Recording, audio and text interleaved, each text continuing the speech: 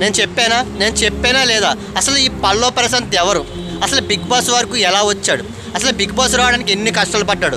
అసలు నమ్మిన వాళ్ళు ఎవరు మోసం చేశారు? ఇవన్నీ తెలియాలంటే ఈ వీడియో చివరి వరకు చూడండి.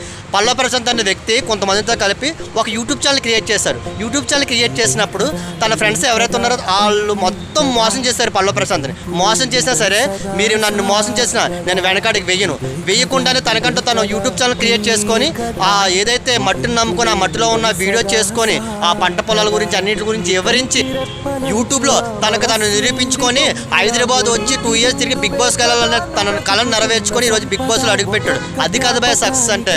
తన నమ్మిన వాళ్ళని మోసం చేసిన ఏ రోజు కూడా తనకి వెనకాడి వేయలేదు. తన నమ్మిన వాళ్ళ ముందే తను ఎదుగు చూపించాడు. అదే కాదు భయ సక్సెస్ అంటే. సెల్యూట్ పల్లవ ప్రశాంత్. ఇప్పుడు మన రైతు బిడ్డ గెలిపించుకునే అవకాశం మన చేతుల్లో ఉంది. జై రైతు బిడ్డ.